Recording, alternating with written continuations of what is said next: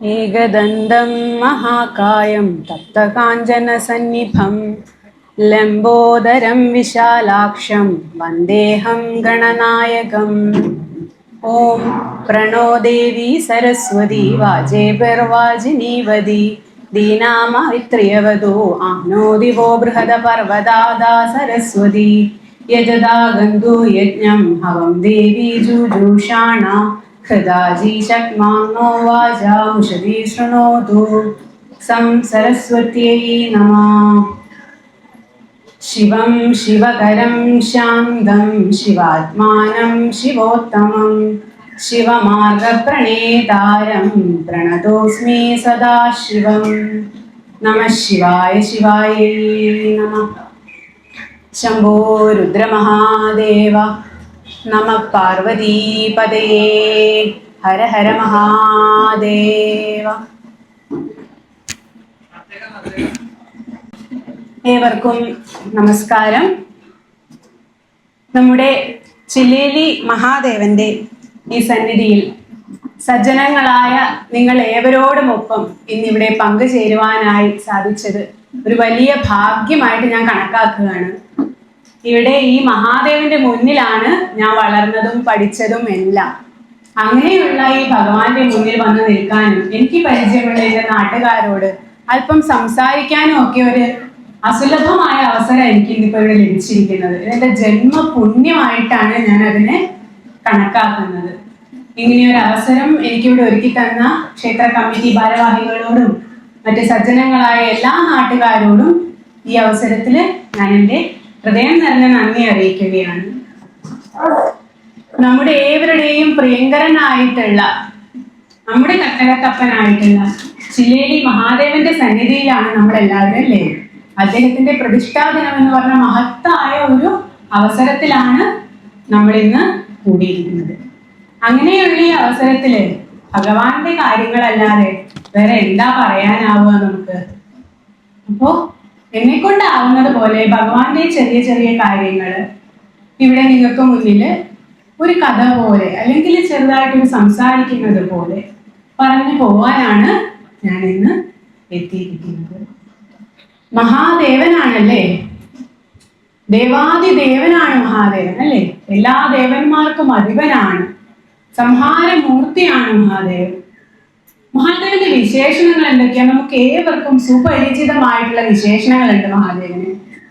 ക്ഷിപ്രപ്രസാദിയാണ് ഭഗവാൻ, അതുപോലെ തന്നെ ക്ഷിപ്രകോപിയുമാണ് ഭഗവാൻ എന്ന് നാം കേട്ടിട്ടുണ്ട്. എല്ലാവരും കേട്ടിട്ടുള്ളതായിട്ടുള്ള വിശേഷണങ്ങളാണത് അല്ലെ. ക്ഷിപ്രപ്രസാദി നമുക്ക് പെട്ടെന്ന് തന്നെ പറഞ്ഞാൽ അത് മനസ്സിലാവും. പെട്ടെന്ന് തന്നെ സന്തോഷാവുന്ന ആളാണ് ഭഗവാൻ. ഭക്തന്മാര് മനസ്സിരുത്തി മനസ്സുരുകി ഒന്ന് വിളിച്ചാൽ മതി, അപ്പൊ മുന്നിൽ വരികയും ചെയ്യും, ചോദിക്കണത് എന്തും കൊടുക്കുകയും ചെയ്യും. അങ്ങനെ കൊടുത്ത ആള് കുറെ കുഴപ്പത്തിൽ പെട്ടിട്ടുമുണ്ട്. ഭസ്മാസുരന്റെ കഥയൊക്കെ നമ്മൾ കേട്ടിട്ടുള്ളതല്ലേ.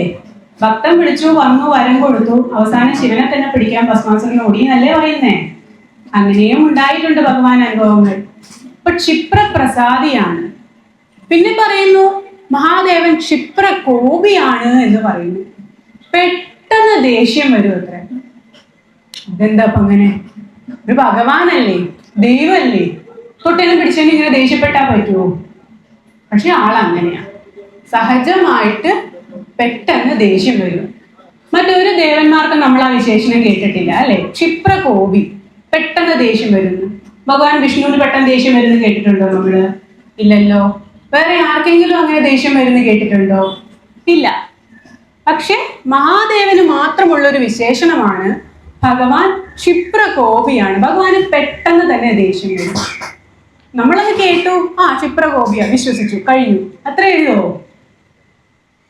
എന്തുകൊണ്ടാണ് ഭഗവാൻ ഇങ്ങനെ കോപം എന്ന് ചിന്തിച്ചിട്ടുണ്ടോ ആരെങ്കിലും? എന്ത് കാരണമാണ് ഭഗവാൻ ഇങ്ങനെ തൊട്ടേനും പിടിച്ചേനും ഒക്കെ ദേഷ്യം വരുന്നത്? ചെറിയ ചെറിയ കാര്യത്തിന് വരെ ഭഗവാന് ദേഷ്യം വരുന്നത് എന്തുകൊണ്ടാ? എന്ത് കാരണം കൊണ്ടാ ഭഗവാന് ദേഷ്യം വരുന്നത്? വെറുതെ അങ്ങ് ദേഷ്യപ്പെടുവാണോ? അല്ല, അതിന് പിന്നില് ഒരു കാരണമുണ്ട്. ഭഗവാന് പെട്ടെന്ന് ദേഷ്യം വരാനൊരു കാരണമുണ്ട്. അതിന്റെ കാരണം എന്താണെന്ന് ചോദിച്ചു കഴിഞ്ഞാൽ അത് ഭഗവാന്റെ അതികഠിനമായ തപസ്യ തന്നെയാണ് എന്ന് നമുക്ക് പറയാം. ഈ പ്രപഞ്ചത്തിലേക്ക് വെച്ചും തന്നെ ഏറ്റവും ഘോരമായ തപസ് ചെയ്ത വ്യക്തി അല്ലെങ്കിൽ ചെയ്യുന്നത് ആരാണ് എന്ന് ചോദിച്ചാല് ഒരു ഉത്തരമേ ഉള്ളൂ. അത് സാക്ഷാൽ മഹാദേവനാണ്. കാരണം അനുനിമിഷം തപസ്സിലാണ് ഭഗവാൻ. ധ്യാന നിമഗ്നനാണ് ഭൂരിഭാഗം സമയത്തും. അതെങ്ങനത്തെയാണ്, ഏത് രീതിയിലുള്ള തപസ്സാണ് ഭഗവാന്റേത്? അതികഠിനമായ തപസ്സാണ്. നമുക്ക് ആർക്കും പിന്തുടരാൻ അല്ലെങ്കിൽ ചിന്തിക്കാൻ പോലും സാധിക്കാത്ത തപസ്സാണ് ഭഗവാന്റേത്. എന്താ പറയാ, നമ്മുടെ ശരീരത്തിൽ അല്ലെങ്കിൽ ഈ ജീവസ്സുള്ള എല്ലാത്തിന്റെയും തന്നെ, ജീവസ്സുള്ളതിന്റെ അല്ലെങ്കിൽ ജീവനില്ലാത്തതിന്റെ എല്ലാത്തിന്റെയും ശരീരത്തിൽ ഒരു ഊർജമുണ്ട് അല്ലെ, ഒരു എനർജി ഉണ്ട്. ആ എനർജി അല്ലെങ്കിൽ ആ ഊർജത്തിന്റെ പുറത്താണ് ഈ പ്രപഞ്ചം തന്നെ നടക്കുന്നത്. സയൻസും ശാസ്ത്രവും അങ്ങനെ തന്നെയാണ് പറയുന്നത്. ഒരു ഊർജം ഉണ്ടെന്നാ പറയുന്നത്. നമ്മിൽ ഏവരിലും തന്നെ ആ ഊർജമുണ്ട്. നമുക്ക് ഭക്ഷണം മുഖാന്തരം ഒക്കെ ആയിട്ട് നമ്മുടെ ഉള്ളിലേക്ക് എത്തുന്ന ആ ഊർജം ചെലവഴിച്ചാണ് നാം നമ്മുടെ എല്ലാ കാര്യങ്ങളും നടത്തി വരുന്നത്. ഈ ഊർജത്തിനെ ആവശ്യത്തിന് ചെലവാക്കാതെ അനാവശ്യത്തിന് ചെലവാക്കാനാണ് നമ്മൾ ഏവരും മുന്നിൽ നിൽക്കുന്നത്. എങ്ങനെയാ അനാവശ്യമായി ഊർജം ചെലവാക്കുന്ന രീതികൾ? എങ്ങനെയാ? ഒന്ന് വെറുതെ വർത്താനം പറഞ്ഞുകൊണ്ടിരിക്കുക, ഒരു കാര്യവും ഇല്ലാതെ ചെലാന്നും പറഞ്ഞുകൊണ്ട് വർത്താനം പറഞ്ഞുകൊണ്ടിരിക്കുക. ഊർജം ഇങ്ങനെ പോവാണേ, ഒരാവശ്യം ഇല്ലാണ്ട് ഊർജം ശരീരത്തിൽ നിന്ന് പോവാണ്, ഒരു കാര്യവും ഇല്ലാത്ത വർത്താനം. പിന്നെയോ വേണ്ടാതെ കുത്തിക്കയറ്റുക. മനസ്സിലായോ? നമ്മൾ ആവശ്യത്തിന് കഴിക്കുന്നതിന് പകരം ആക്രാന്തത്തിന് കഴിക്കും. മുന്നിൽ ബിരിയാണിയൊക്കെ കൊണ്ടുവച്ചു, 2 വായ കഴിച്ചപ്പോ വയറ് നിറഞ്ഞു. പക്ഷെ ബിരിയാണി അല്ലേ, എങ്ങനെ ബാക്കിയാക്കുക? കുത്തിക്കയറ്റാം. നമുക്ക് ഒരു കോലെടുത്തിട്ട് അങ്ങ് ഇറക്കിയിട്ടേ ബാക്കിയും കൂടി തള്ളിക്കയറ്റണം, അല്ലാണ്ട് പറ്റില്ലല്ലോ. അത് ഊർജം ഉണ്ടാക്കലല്ല, ഉള്ള ഊർജം കൂടെ കളയല. ഒരു സദ്യയൊക്കെ കഴിഞ്ഞു കഴിഞ്ഞാൽ എന്താ, ഇനി ഒന്ന് കിടക്ക അല്ലേ, ക്ഷീണായി. ഇപ്പൊ ചിന്തിച്ചിട്ടില്ലേ, ഭക്ഷണം കഴിക്കുമ്പോ എന്താ നമുക്ക് ക്ഷീണാവുന്നേ? ഊർജം ഉണ്ടാവാൻ വേണ്ടിയാ കഴിക്കണേ. പക്ഷെ കഴിച്ചു കഴിയുമ്പോഴത്തേക്ക് ഒന്നിനും വയ്യ, ഓടുന്നതിനേക്കാൾ ക്ഷീണ ഭക്ഷണം കഴിക്കാൻ. എന്താ കാര്യം? വേണ്ടതിൽ കൂടുതൽ കഴിക്കുകയാണ്, ശരീരത്തിന് താങ്ങണില്ല, അപ്പൊ ക്ഷീണാവുക. പിന്നെ അനാവശ്യമായിട്ട് മനുഷ്യർ അല്ലെങ്കിൽ ജീവനുകൾ ഊർജം കളയുന്ന രീതി ലൈംഗികതയാണ്. അതുവഴിയും ഊർജം അനാവശ്യമായി ചിലവാകുന്നു എന്ന് പറയും. അതുകൊണ്ടാണ് സന്യാസിമാരൊക്കെ ബ്രഹ്മചര്യം അനുഷ്ഠിച്ചിരുന്നത്. അപ്പോൾ നാം മഹാദേവന്റെ തപസ്സിലേക്ക് വീണ്ടും വരികയാണ്. എങ്ങനെയുള്ള തപസ്സാ അദ്ദേഹത്തിൻ്റെത്? അദ്ദേഹത്തിന്റെ സഹജ സ്വഭാവം എന്ന് പറഞ്ഞാൽ അദ്ദേഹം മൗനമാണ്. ഭൂരിഭാഗം സമയത്തും അദ്ദേഹം മൗനമാണ്. വാക്കുകൾ ഉച്ചരിക്കുന്നില്ല, ഒന്നും സംസാരിക്കുന്നില്ല, മിണ്ടാതെ ഇരിക്കുക. ഇനി എന്തെങ്കിലും പറയണമെങ്കിലോ ആംഗ്യ ഭാഷയാ. അതിനുവേണ്ടി ഭഗവാൻ തന്നെ കുറെ മുദ്രകളും കണ്ടുപിടിച്ചിട്ടുണ്ട്. അത് വെച്ച് ആംഗ്യ ഭാഷയിലാണ് ഭഗവാൻ സംസാരിക്കുന്നത് എന്നാ പറയുന്നത്. വളരെ അപൂർവമായി മാത്രമേ അദ്ദേഹത്തിന്റെ ശബ്ദം കേൾക്കാനായിട്ട് സാധിക്കുള്ളൂ. എന്താ? ശബ്ദം വഴി പോലും ഊർജം പുറത്തു പോകരുത്. ആ ഊർജവും സംഭരിച്ച് വെക്കുകയാണ് ഉള്ളില്. അനാവശ്യമായിട്ടുള്ള ഭക്ഷണമില്ല. അനാവശ്യം എന്ന് മാത്രമല്ല, അത്യാവശ്യത്തിന് പോലും അദ്ദേഹത്തിന് ഭക്ഷണമില്ല, കഴിക്കുന്നില്ല എന്നാ പറയുന്നത്. തൊട്ടടുത്ത് അന്നപൂർണേശ്വരിയാണുള്ളത്. നല്ല രുചികരമായിട്ടുള്ള ഭക്ഷണം ഇഷ്ടം പോലെ ഉണ്ടാക്കും. ഭഗവാന് വേണ്ട. ദേവിയെ തൃപ്തിപ്പെടുത്താൻ 1 2 വായ കഴിച്ചാലായി, അത്രയേ ഉള്ളൂ. ആഹാരമില്ല. പിന്നെ വൈരാഗിയാണ് അല്ലേ? അങ്ങനെയുള്ളതായിട്ടുള്ള അതികഠിനമായ തപസ്സ. നേരെയുള്ള ഒരു വസ്ത്രമില്ല, മഞ്ഞിന്റെ നടുക്കാണ് പോയി താമസം, ചുടലഭസ്മമാണ് ധരിക്കുന്നത്. എല്ലാ രീതിയിലും നോക്കിക്കഴിഞ്ഞാലും അതികഠിനമായ തപസ്സാണ് അനുഷ്ഠിക്കുന്നത്. ഈ തപസ് അനുഷ്ഠിച്ച് കിട്ടുന്ന തപോബലോ എല്ലാം ഭഗവാന്റെ ഉള്ളിൽ തന്നെയാണ്. ഒന്നും തന്നെ ശരീരത്തിന് വെളിയിലേക്ക് പോകുന്നില്ല. അപ്പോഴോ ഒരു ഊർജ സംഭരണി പോലെയുള്ള അവസ്ഥയിലാണ് ഭഗവാൻ നിൽക്കുന്നത്. അപ്പൊ എന്താ സംഭവിക്കുന്നത്? ശരീരത്തിന്റെ ഉള്ളിൽ ഇങ്ങനെ എനർജി ഇങ്ങനെ കുമിഞ്ഞു കൂടി നിൽക്കുകയാണ്. നമ്മളിപ്പോ ഓവർ ഹീറ്റ് ആയിട്ടുള്ള ഒരു എഞ്ചിൻ പോലെ കണക്കാക്കിയാൽ മതി. പോയി തൊട്ടാലോ പൊള്ളു അല്ലേ? നമ്മളിപ്പോ ഒരു ഫോണോ അല്ലെങ്കിൽ ഒരു സാധനം ഒരു പരിധിക്ക് കൂടുതൽ ഉപയോഗിച്ച് കഴിഞ്ഞാൽ കൈ അങ്ങ് പൊള്ളും അല്ലേ? അതുപോലെയാണ് ഭഗവാന്റെ അവസ്ഥ. ഭഗവാന്റെ ശരീരം തിളച്ചു മറയുന്ന അവസ്ഥയിലാണ് ഏത് നേരവും എന്നാണ് പറയുന്നത്. അപ്പൊ തലയൊക്കെ അങ്ങനെ ചൂടായിട്ട് എപ്പോഴും തലവേദനയാ ഭഗവാൻ. ഈ തലവേദനയുടെ ഇടയിൽ കിന്നരിക്കാൻ പോയി കഴിഞ്ഞാൽ എന്തായിരിക്കും അവസ്ഥ? ദേഷ്യം വരില്ലേ? സ്വാഭാവികമായിട്ടും ദേഷ്യം വരും. അപ്പൊ അതുകൊണ്ടാണ് ഭഗവാൻ ക്ഷിപ്രകോപിയായിരിക്കുന്നത്. കാര്യമില്ലാത്ത കാര്യത്തിനൊക്കെ അവിടെ പോയിട്ട് നമ്മൾ കൊഞ്ചാൻ നിന്ന് കഴിഞ്ഞാല് ദേഷ്യം വരും. അതാണ് കാരണം. ഭഗവാന്റെ ശരീരം അങ്ങ് തിളച്ച് മറിയാണെന്നുള്ളതാണ്. തൃപ്രങ്ങോട്ടപ്പന്റെ ഒരു കഥയുണ്ട്. തൃപ്രങ്ങോട്ടപ്പന്റെ ഇപ്പോഴത്തെ തന്ത്രി കുടുംബത്തിലെ പണ്ടത്തെ കാലത്ത് ആ കുടുംബത്തിലെ ഒരു ബാലകൻ ഒരു ദിവസം രാവിലെ ആ സന്നിധാനത്തിലേക്ക് ചെല്ലുന്ന സമയത്ത് അവിടെ കുളക്കരയിൽ ഒരു വൃദ്ധൻ ഇരുന്നിട്ട് കുളത്തിൽ നിന്ന് വെള്ളം കോരി മേലേക്ക് ഒഴിച്ചുകൊണ്ടിരിക്കുക. ഇങ്ങനെ ഒഴിച്ചുകൊണ്ടിരിക്കുക, നിർത്തുന്നില്ല, ഒഴിച്ചുകൊണ്ടേയിരിക്കുകയാണ്. അപ്പൊ ബാലകൻ ചോദിച്ചു, മുത്തശ്ശ എന്തിനാ ഇങ്ങനെ വെള്ളം കോരി ഒഴിച്ചുകൊണ്ടിരിക്കുന്നത് എന്ന് ചോദിച്ചു. അപ്പൊ പറഞ്ഞു, എന്റെ ശരീരം ആകെ തിളച്ച് മറിയ, ഭയങ്കര ചൂടായി, എനിക്ക് സഹിക്കാൻ പറ്റുന്നില്ല, അതുകൊണ്ടാണ് ഞാൻ ഇങ്ങനെ വെള്ളം ഒഴിച്ചുകൊണ്ടിരിക്കുന്നത്. എനിക്ക് കുറച്ചു നേരം ഒന്ന് വെള്ളം ഒഴിച്ചു തരുമോ എന്ന് ചോദിച്ചു. ബാലൻ പറഞ്ഞു, പിന്നെന്താ, അതിനെന്താന്ന് പറഞ്ഞിട്ട് ബാലകൻ കുറെ നേരം വെള്ളം ഒഴിച്ചു കൊടുത്തു. അങ്ങനെ വെള്ളം ഒഴിച്ചു കൊടുത്തു കഴിഞ്ഞപ്പോ എന്തൊരു സുഖ എന്ന് പറഞ്ഞിട്ട് ആ മുത്തശ്ശൻ എഴുന്നേറ്റിട്ട് നടക്കാൻ തുടങ്ങി ശ്രീകോവിലിന്റെ അടുത്തേക്ക്. എന്നിട്ട് തിരിഞ്ഞ ആ ബാലകനെ നോക്കി പറഞ്ഞു, എന്നും എനിക്ക് ഇങ്ങനെ ചെയ്തു തരണം കേട്ടോ എന്ന് പറഞ്ഞു. എന്നിട്ട് ആ ശ്രീകോവിലിന്റെ ഉള്ളിൽ പോയിരുന്നു എന്നാ പറഞ്ഞു. ഭഗവാന് ജലധാര ഇത്രയും പ്രിയങ്കരമായത് അതുകൊണ്ടാണ്. ശരീരം ഇങ്ങനെ തിളച്ച് ന്യൂക്ലിയർ റിയാക്ടർ പോലെ ഇരിക്കുക. അപ്പം അത് തണുപ്പിക്കുക എന്നതാണ് ജലധാരയുടെ ഉദ്ദേശം. ആ ഊർജ സ്രോതസ്സിനെ ഒന്ന് തണുപ്പിക്കുക. അതുകൊണ്ടാണ് ഭഗവാൻ ഏറ്റവും പ്രിയങ്കരമായിട്ടുള്ള വഴിപാട് എന്ന് പറയുന്നത് ജലധാര ആണ് എന്ന് പറയാനുള്ള കാര്യം. അങ്ങനെ ഊർജം ഇങ്ങനെ ശരീരത്തിൽ ഇങ്ങനെ ശേഖരിച്ച് വെച്ചിരിക്കുക ഭഗവാൻ, അല്ലേ? ഈ ഊർജം എന്തിനാ ഉപയോഗിക്കുന്നത്? ഈ പ്രപഞ്ചത്തിലെ ഓരോ കാര്യങ്ങൾ നടത്താൻ വേണ്ടി തന്നെയാണ് ഊർജം ഉപയോഗിക്കുന്നത്. ഭൂരിഭാഗം സമയവും നിശ്ചലനായിരിക്കുകയാണ് മഹാദേവൻ ധ്യാനത്തില്, അല്ലെ? ആ ഭഗവാൻ ചലിച്ചു തുടങ്ങിയാൽ, അത്രയും എനർജി ഉള്ളിൽ വെച്ചിട്ടുള്ള ഭഗവാൻ ഒന്ന് അനങ്ങി തുടങ്ങിയാൽ എന്താ അവസ്ഥ? അനങ്ങണമെങ്കിൽ ഈ ഊർജം വേണം, അല്ലേ? അങ്ങനെ ഭഗവാൻ അനങ്ങി തുടങ്ങിയാലോ ഉള്ളിലുള്ള ഊർജം പുറത്തേക്ക് വരും, പ്രപഞ്ചത്തിലേക്ക് അലിഞ്ഞു ചേരും. നിശ്ചലനായിരിക്കുന്നത് ശിവനാണെങ്കിൽ ചലിക്കുന്നത് നടരാജനാണ്. ഭഗവാന്റെ ചലനരൂപം, നടനരൂപം, അതാണ് നടരാജരൂപം എന്ന് പറയുന്നത്. അങ്ങനെ ഭഗവാൻ നടനത്തിലൂടെയാണ് തൻ്റെ ഉള്ളിലുള്ള ഊർജം പുറത്തുവിടുന്നതും പ്രപഞ്ചത്തിലെ കാര്യങ്ങൾക്ക് വേണ്ടി അത് ഉപയോഗിക്കുന്നതും. എന്നാൽ ഈ നടനം തന്നെ താണ്ഡവമായി മാറും എപ്പോ? പ്രളയ സമയത്ത്. താണ്ഡവമാകുമ്പോൾ എന്താ? സംഹാരമാണ് അവിടെ നടക്കുന്നത്. ഉള്ളിലുള്ള ഊർജം മൊത്തം ഒരുമിച്ച് പുറത്തേക്ക് വരുന്ന പോലത്തെ ഒരു അവസ്ഥയാണ്. പ്രപഞ്ചം തന്നെ പ്രളയത്തിലാണ്ട് കത്തി അമരുന്ന ഒരവസ്ഥയാണ്. അപ്പം അതിനെ ഒന്ന് കൺട്രോൾ ചെയ്യുകയും വേണം. കൺട്രോൾ ഇല്ലാതെ ഭഗവാൻ താണ്ഡവം നടത്തി കഴിഞ്ഞാൽ എന്തായിരിക്കും അവസ്ഥ? പ്രപഞ്ചം പോയിട്ട് ഒന്നും ഉണ്ടാവില്ല, ഉള്ളതൊന്നും തന്നെ ഇല്ലാതെ ആവുന്ന അവസ്ഥയിലേക്ക് എത്തും. അത്രയ്ക്ക് ഊർജമാണ് സംഭരിച്ചു വെച്ചേക്കുന്നത്. അപ്പം ആ ഊർജത്തിനെ അല്ലെങ്കിൽ ആ താണ്ഡവത്തിനെ ബാലൻസ് ചെയ്യാനാണ് നമ്മുടെ ഭഗവതി അവിടെ ഉള്ളത്, ദേവി പാർവതി, ഉമാദേവി ഉള്ളത്. ഭഗവാൻ ഈ പ്രളയ താണ്ഡവം ആടുന്ന സമയത്ത് ദേവി ലാസ്യ നടനമാടുമെന്നാണ് പറയുന്നത്. മെല്ലെ മെല്ലെയുള്ള ചുവടുകളോടെ ആടി കുഴഞ്ഞ് പാർവതി ദേവിയുടെ ആ നടനത്തിനെ നാം ലാസ്യ നടനം എന്ന് പറയും.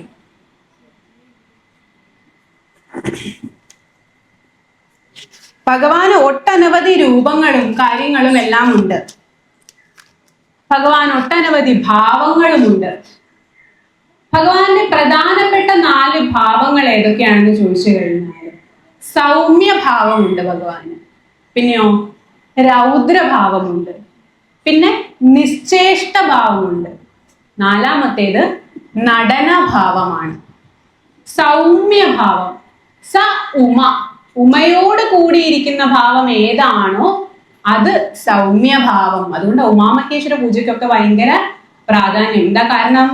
ഉമ്മയോട് ചേർന്നിരുന്ന ഭഗവാൻ ഹാപ്പിയാ, വെരി വെരി ഹാപ്പി, ഭയങ്കര സന്തോഷത്തിലാണ്. അപ്പൊ ആ സമയത്ത് പോയിട്ട് എന്തെങ്കിലും പറഞ്ഞു കഴിഞ്ഞാല് ടപ്പ ടപ്പേന്നും പറഞ്ഞുകൊണ്ട് കാര്യങ്ങൾ നടക്കും. അപ്പൊ അതുകൊണ്ടാണ് ഉമാമഹേശ്വര പൂജയൊക്കെ നടത്തി ഭഗവാനെ അങ്ങ് സന്തോഷിപ്പിച്ചിട്ട് നമ്മുടെ കാര്യം പോയി പറയണം എന്ന് പറയുന്നത്. എന്താ കാര്യം? ഉമ്മയോട് ചേർന്നിരിക്കുമ്പോ സൗമ്യഭാവമാണ്. സൗമ്യഭാവത്തിലുള്ള ഭഗവാനോട് ചോദിച്ചാൽ എന്ത് കാര്യവും നടക്കും. അതാണ് സൗമ്യം. രണ്ടാമത്തേത് രൗദ്രഭാവം. നമ്മൾ വിചാരിക്കും ദേഷ്യഭാവമാണ്, അല്ല, രുദ്രഭാവമാണ് രൗദ്രഭാവം എന്ന് പറയുന്നത്. രുദ്രനായിരിക്കുമ്പോഴുള്ള ഭാവമാണ് രൗദ്രഭാവം. ആ ഭാവമോ കരയിപ്പിക്കും കണ്ടിരിക്കുന്നവരെ. എങ്ങനെ? പേടിച്ചിട്ടാണോ? അല്ലല്ല, ആനന്ദാശ്രു ആണ്. ഭഗവാന്റെ ആ രൗദ്രഭാവം കണ്ട് ഭക്തിയിൽ നിറഞ്ഞ് ആനന്ദാശ്രു പൊഴിയുമെന്നാ പറയുന്നത്. അതാണ് രൗദ്രഭാവം. പിന്നെയുള്ള ഭാവം നിശ്ചേഷ്ട ഭാവമാണ്. ചേഷ്ടയൊന്നുമില്ല, അനങ്ങുന്നില്ല, നിശ്ചലം. ജ്ഞാനഭാവം, യോഗഭാവം, യോഗത്തിലാണ് ധ്യാനിച്ചുകൊണ്ടിരിക്കുന്ന, തപസ് ചെയ്യുന്ന ഭാവം. അവസാനത്തേതാണ് നടനഭാവം. അതാണ് ഭഗവാന്റെ ചലനഭാവം. ഭഗവാന്റെ നടനം തന്നെ പല വിധത്തിലുള്ള നടനങ്ങളുണ്ട്, പല അവസരങ്ങളിൽ, പല രീതിയിൽ.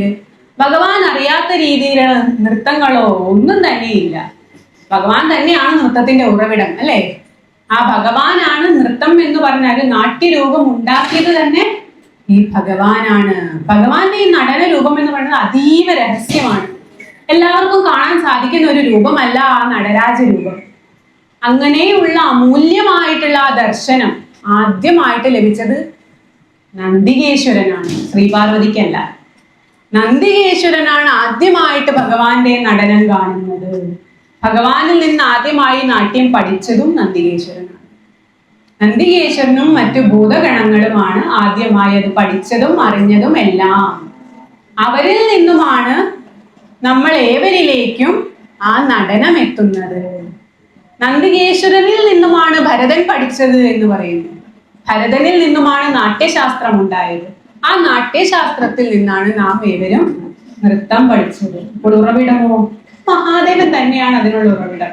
മഹാദേവന്റെ താണ്ഡവം പോലെ അല്ലെങ്കിൽ മഹാദേവന്റെ നടനം പോലെ ലോകത്തിൽ ഒരാൾക്കും നടനം ചെയ്യാൻ സാധിക്കില്ല എന്നാ പറയുന്നത്.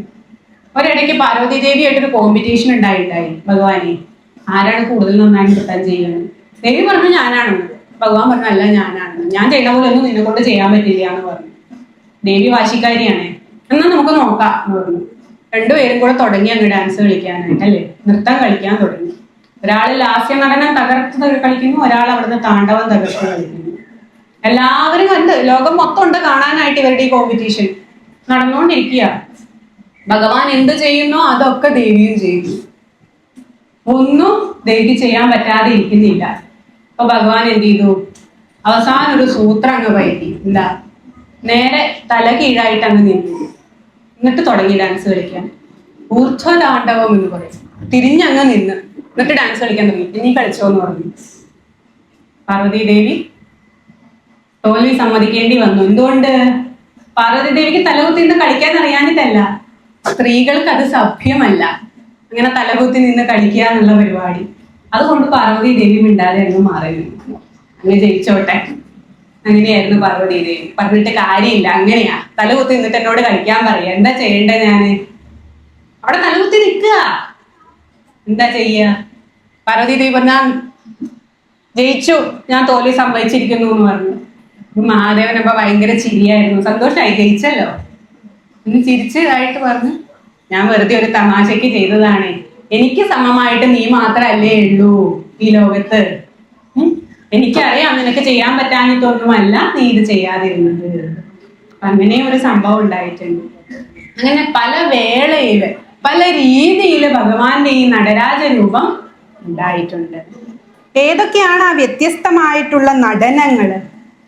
പ്രധാനമായിട്ട് 3 രീതിയിലുള്ള നടനങ്ങളാണ് ഭഗവാൻ നമ്മിലേക്ക് എത്തിച്ചിരിക്കുന്നത്, അല്ലെങ്കിൽ നാം അറിഞ്ഞിരിക്കുന്നതായിട്ടുള്ള ഭഗവാന്റെ നടനങ്ങളിൽ പ്രധാനമായിട്ട് 3 എണ്ണമാണ് ഉള്ളത്. അതിൽ ആദ്യത്തത് പ്രദോഷ നടനമാണ്. അതായത് സന്ധ്യാസമയത്ത് നടക്കുന്ന ഭഗവാന്റെ നടനം. ഇത് നിത്യേനയുള്ളതാ. എല്ലാ ദിവസവും കൈലാസത്തില് ഈ പ്രദോഷ നടനം നടക്കുന്നുണ്ട്. സന്ധ്യയാവുന്ന ആ ഒരു വേളയിൽ, പ്രദോഷ സമയം എന്ന് പറയുമ്പോൾ ഒരു 4:30-ക്ക് ശേഷമുള്ള ഒരു സമയമാണ്. ഒരു 6:30 വരെയൊക്കെയുള്ള ഒരു സമയമാണ് ആ സമയം. ആ സമയത്താണ് ഭഗവാന്റെ ഈ നടന കാര്യങ്ങളെല്ലാം കൈലാസത്തിൽ നടക്കുന്നത്. അർദ്ധയാമം കഴിഞ്ഞു കഴിഞ്ഞാല് അമ്പലങ്ങളിലേക്കൊന്നും ആരും വരരുത് പറയും. ഏതായി അർദ്ധയാമം? 7:30 രാത്രി 7:30 സമയം. അത് കഴിഞ്ഞാല് ക്ഷേത്രങ്ങളില്, പ്രത്യേകിച്ച് ശിവക്ഷേത്രത്തിലേക്ക് ആരും വരാൻ പാടില്ല എന്ന് പറയുന്നു. എന്താ കാരണം? 7:30 വരെയും നമുക്ക് സമയം വിധിച്ചിട്ടുള്ളൂ ഭഗവാനെ കാണാൻ. അത് കഴിഞ്ഞാൽ വേറൊരു കൂട്ടം എത്തുവേ ഭഗവാനെ കാണാനായിട്ട്. ആരാ? ഭൂതഗണങ്ങളുണ്ട്. പിന്നെയോ ഭൂതപ്രേത വിശാചുക്കൾ എത്തുവേ. ആർക്ക് വേണമെങ്കിൽ അനുഗ്രഹം കൊടുക്കും. എല്ലാവരും ഒരുപോലെയാ മഹാദേവന്.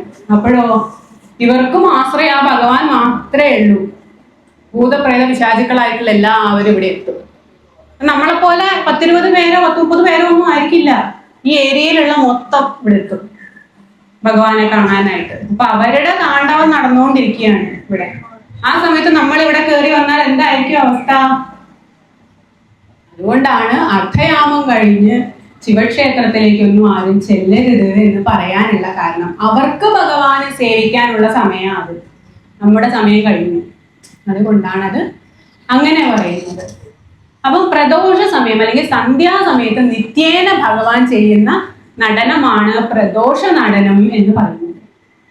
പിന്നെയുള്ളത് നാം ഏവരും കേട്ടിട്ടുള്ള താണ്ഡവമാണ്.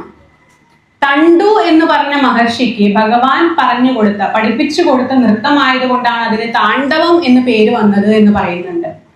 ഈ താണ്ഡവം ഭഗവാൻ എപ്പോഴാണ് താണ്ഡവ നൃത്തം കളിക്കുന്നത് അല്ലെങ്കിൽ ആടുന്നത്?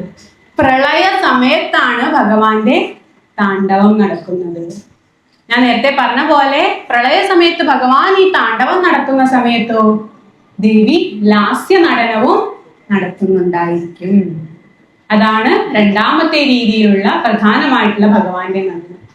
മൂന്നാമത്തെ തരം നടനം എന്ന് പറയുന്നത് നാദാന്തത്തിലുള്ള ഭഗവാന്റെ നടനമാണ്. എന്താണ് നാദാന്തം?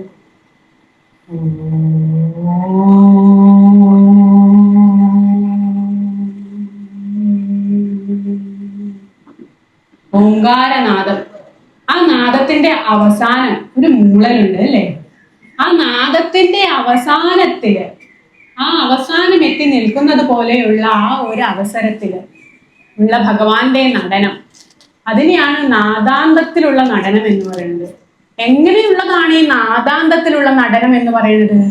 പരമാനന്ദ നടനമാണ്, ബ്രഹ്മാനന്ദ നടനമാണ്. ഈ ലോകത്തിൽ വെച്ച് ഏറ്റവും വലിയ ആനന്ദം എന്താണോ ഉള്ളത്, ആ ആനന്ദത്തിൽ മുഴുകി നിന്ന് അലിഞ്ഞു ചേർന്ന് നടക്കുന്ന നടനമാണ്. ഒരിക്കൽ മഹാവിഷ്ണു ഭഗവാന്റെ ഈ ആനന്ദ നടനം കാണുന്നുണ്ടായിത്രേ.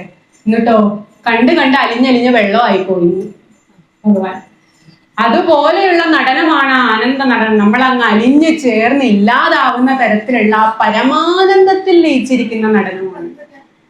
നാമും ആ ഒരു രീതിയിലേക്ക് എത്തിക്കഴിഞ്ഞാൽ നമ്മൾ ഭക്തരായി ഭഗവാനെ സേവിച്ച് സേവിച്ച് സേവിച്ച് ഭക്തിയുടെ ഏറ്റവും ഉയരത്തിലുള്ള തലം, ഭാഗവതത്തില് നവധാഭക്തി പറയുന്നുണ്ട്. 9 തലങ്ങൾ ഭക്തിയുടെ, 9 ലെവലുകൾ. ശ്രവണം, കീർത്തനം എന്നൊക്കെ പറഞ്ഞ അങ്ങനെ തുടങ്ങി 9 തലങ്ങൾ പറയുന്നുണ്ട് ഭക്തിയിൽ. അതിൽ അവസാനത്തെ തലമാണ് ആത്മനിവേദനം എന്ന് പറയുന്നത്. അതായത് എന്റെ സർവസ്വവും ഞാൻ ഭഗവാന് നൽകി എന്നുള്ള അവസ്ഥ. അല്ലെങ്കിലോ ഞാൻ തന്നെയാണ് ഭഗവാൻ എന്ന് നാം തിരിച്ചറിയുന്ന അവസ്ഥ. അഹം ബ്രഹ്മാസ്മി എന്നുള്ള അവസ്ഥ. ആ അവസ്ഥയിലേക്ക് എത്തിച്ചേരുമ്പോഴാണ് നാം യഥാർത്ഥത്തിലുള്ള പരമാനന്ദം അനുഭവിക്കുന്നത് എന്ന് പറയുന്നത്. അങ്ങനെയുള്ളതായിട്ടുള്ള പരമാനന്ദം അനുഭവിച്ചു കഴിഞ്ഞാൽ നാമും നടനം തുടങ്ങും എന്നാ പറയുന്നത്. പൂന്താനം ജ്ഞാനപ്പാനയിൽ പറയുന്നുണ്ട്, എന്താ? ഭക്തി തന്നിൽ മുഴുകി ചമഞ്ഞുടൻ മത്തനെ പോലെ നൃത്തം കുതിക്കണം. ഭക്തി തന്നിൽ മുഴുകി ചമഞ്ഞുടൻ മത്തനെ പോലെ നൃത്തം കുതിക്കണം എന്നാണ് പറയുന്നത്. എന്താ? ഭക്തി മൂർച്ഛിച്ചു കഴിഞ്ഞാൽ ഭ്രാന്തനെ പോലെ നൃത്തം ചെയ്യണം എന്നാണ് പറയുന്നത്. ഭ്രാന്തനെ പോലെ നൃത്തം ചെയ്തു പോകും. ഭഗവാന് തമിഴ്നാട്ടിലുള്ള ഒരു വിശേഷണമാണ് മഹാദേവന്. പിത്ത, ഭ്രാന്തൻ എന്നാണ് ഭഗവാനെ വിശേഷിപ്പിക്കുന്നത്. ഭഗവാന് സന്തോഷമാണ്, മഹാഭ്രാന്തനാണ്. ലോകത്തുള്ളതിൽ വെച്ച് ഏറ്റവും വലിയ ഭ്രാന്തനാണ് ഞാനെന്നും പറഞ്ഞാണ് ആളിരിക്കുന്നത്. എല്ലാത്തിനോടും ഒരു ഭ്രാന്ത. എന്തിനോടാ ഭ്രാന്ത്? പരമാനന്ദത്തിനോടാണ് ഭ്രാന്ത്. ആ പരബ്രഹ്മത്തിനോടാണ് ഭ്രാന്ത്. അങ്ങനെയുള്ളതായിട്ടുള്ള പരമാനന്ദത്തിലുള്ള നടനമാണ് മൂന്നാമത്തെ രീതിയിലുള്ള നടനം. ഓങ്കാരനാദം അല്ലെങ്കിൽ നാദാന്തത്തിൽ വരുന്ന നടനമാണത്. അങ്ങനെയുള്ളതായിട്ടുള്ള ഭഗവാന്റെ ആ നടരാജ രൂപം, ആ നാട്യരൂപം, അത് കാലം തുടങ്ങിയ സമയം മുതലേ നടരാജന്റെ ഈ നൃത്തവും കാര്യങ്ങളും എല്ലാം കൈലാസത്തിൽ നടക്കുന്നുണ്ടെന്നാണ് പറയുന്നത്. എന്നാൽ നമുക്ക് അതറിയില്ല. അത് എപ്പോഴാണ് മറ്റുള്ളവരിലേക്ക് ഇറങ്ങിച്ചെന്നത്? അതിനൊരു കാരണം ഉണ്ടായിട്ടുണ്ട്, ഒരു അവസരം ഉണ്ടായിട്ടുണ്ട്. അതെന്താണ്? അതിനൊരു ചെറിയ കഥയുണ്ട്.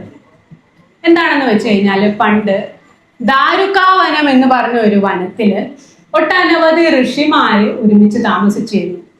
അവര് യാഗത്തിലും യജ്ഞത്തിലുമെല്ലാം അതിനിപുണരായിട്ടുള്ള ഋഷിമാരായിരുന്നു. ഒട്ടനവധി യജ്ഞങ്ങളും യാഗങ്ങളും തപസ്സുകളും എല്ലാം നടത്തിക്കൊണ്ടിരുന്ന അതിശ്രേഷ്ഠന്മാരായ മുനിവര്യന്മാരായിരുന്നു. അവരങ്ങനെ ചിട്ടയോടെ, വൃത്തിയോടെ, ശുദ്ധിയോടെ ഈ കാര്യങ്ങളെല്ലാം നടത്തി വരികയാണ്. പോകെ പോകെ അവർക്കുള്ളില് ജ്ഞാനം മാറി അജ്ഞത, മൂഢത ഒന്ന് നിറയാൻ തുടങ്ങി. അപ്പോൾ എന്ത് സംഭവിച്ചു? ഞാൻ ഭഗവാനെ പ്രാർത്ഥിക്കുകയാണ് എന്നുള്ള ചിന്തയിൽ നിന്നും മാറി ഞാൻ ഭഗവാനെ അധീനതയിലാക്കുകയാണ് എന്ന ചിന്തയിലേക്ക് എത്തി. ഞാൻ ഈ യജ്ഞം ചെയ്യുന്നത് കൊണ്ടും ഹവിസ് സമർപ്പിക്കുന്നത് കൊണ്ടും മാത്രമാണ് ദേവന്മാർ അവിടെ ഇരിക്കുന്നത്, ത്രിമൂർത്തികൾ അവിടെ ഇരിക്കുന്നത് എന്ന ചിന്തയെത്തി. ഞാൻ ഈ യജ്ഞം ചെയ്യുന്നത് വഴി അവരെ എല്ലാവരെയും എൻ്റെ അധീനതയിൽ എനിക്ക് കൊണ്ടുവരാൻ പറ്റും എന്നുള്ള ലോക മണ്ടത്തരമായിരുന്നു അവരുടെ ശിരസിനകത്ത് മുഴുവൻ ആ സമയം. എന്താ, എല്ലാ ദൈവങ്ങളും എൻ്റെ കൺട്രോളിലാണ്, ഞാനാണ് ടോപ്പ്, അതാണ് അവരുടെ ചിന്ത. അപ്പൊ എന്താ, മൂഢത വന്നു കഴിഞ്ഞപ്പോൾ ചെയ്യുന്ന യജ്ഞങ്ങളൊക്കെ ദുഷ്പ്രവർത്തികളായി മാറാനായി തുടങ്ങി. പ്രപഞ്ചത്തിലേക്ക് ദുഷിച്ച രീതിയിലുള്ള കാര്യങ്ങൾ അവിടെ നിന്നും പ്രവഹിക്കാനായി തുടങ്ങി. അപ്പോൾ അത് പാടില്ല. ഇത്രയധികം അറിവും ജ്ഞാനവുമുള്ള അവരുടെ ഭാഗത്തുനിന്ന് ഇങ്ങനെയുള്ള തെറ്റുകൾ ഉണ്ടായാൽ അത് പ്രപഞ്ചത്തിന് വലിയ നാശം തന്നെ സംഭവിക്കും. അതുകൊണ്ട് ഭഗവാൻ തീരുമാനിച്ചു ഇവരിലെ അജ്ഞത മാറ്റണം. അങ്ങോട്ടേക്ക് പോകാൻ തീരുമാനിച്ചു മഹാദേവൻ. അവിടെ ചെന്ന് അവർക്ക് അറിവ് പകർന്നു കൊടുക്കാൻ തീരുമാനിച്ചു. എന്നിട്ടോ ആദ്യം നേരെ വൈകുണ്ഠത്തിലേക്ക് പോയി. കൂട്ടിന് ആളെ വിളിക്കണേ, വായോ നമുക്ക് പോവാമെന്ന് പറഞ്ഞു. അവിടെ ഒരാൾ കിടപ്പാ, ഫുൾ ടൈം ഇങ്ങനെ കിടന്നാൽ മതി, എന്തെങ്കിലുമൊക്കെ കാര്യം ചെയ്യണ്ടേ, വായോ എന്ന് പറഞ്ഞു വിളിച്ചു. ശരി, പോയിട്ട് വരാം എന്ന് പറഞ്ഞു. ഇങ്ങനെ രണ്ടാളും കൂടെ എണീറ്റു. ഇങ്ങനെ ദാരുകാ വനത്തിലെ ഋഷിമാർക്ക് അറിവ് പകർന്നു കൊടുക്കണം, അതിനു വേണ്ടിയിട്ട് പോവാണ്. എങ്ങനെയാ പോണേ? മഹാദേവനും മഹാവിഷ്ണു ആയിട്ടല്ല പോണത് വരെ. മഹാദേവൻ ഭിക്ഷാടകമൂർത്തിയുടെ രൂപത്തിലാണ് പോകുന്നത്. ഭഗവാന്റെ ഒരു രൂപമാണത്. ശിവന്റേത് അല്ലെങ്കിൽ മഹാദേവന്റെ ഒരിക്കലും നമ്മുടെ അവതാരം എന്ന് പറയാറില്ല, രൂപങ്ങളാണ്, ഭാവങ്ങളാണ് പറയാറ്.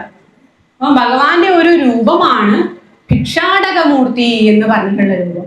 എങ്ങനെയുള്ള രൂപമായിരുന്നു അത്? ദിഗംബര രൂപമായിരുന്നു. ദിഗംബരം എന്ന് വെച്ചാൽ ദിക്കാണ് അമ്പരം, അതായത് വസ്ത്രം ഇല്ല, നഗ്നനാണ്. നഗ്ന ശരീരമാണ് ഭിക്ഷാടകമൂർത്തിയുടെ. അഴിച്ചിട്ട് ആടി ഉലഞ്ഞ ജടയാണ്. വെണ്ണക്കൽ ശില്പം പോലെ, വെള്ളി പോലെ തിളങ്ങുന്ന ശരീരം എന്നാണ് പറയുന്നത്. അതിസുന്ദരമായ രൂപമാണ് ഭിക്ഷാടകമൂർത്തിയുടെ. ഈ ലോകത്തിലേക്ക് വെച്ച് ഏറ്റവും ശ്രേഷ്ഠമായ പുരുഷ രൂപം. പ്രകൃതിയും പുരുഷനും എന്ന് പറയുന്നതിലെ പുരുഷൻ ആരാ? മഹാദേവനല്ലേ? പ്രകൃതി ദേവി പാർവതിയും. അങ്ങനെ പുരുഷൻ എന്ന വാക്കിന്റെ അർത്ഥമാകുന്ന ആ മഹാദേവന്റെ ഭിക്ഷാടക രൂപം എന്ന് പറയുന്ന അത്രയധികം സുന്ദരമായിട്ടുള്ള ഭംഗിയേറുന്ന രൂപമാണെന്നാണ് പറയുന്നത്. ആ ഭിക്ഷാടകമൂർത്തിയുടെ രൂപത്തില് ഭഗവാൻ ഇറങ്ങാൻ തയ്യാറായി.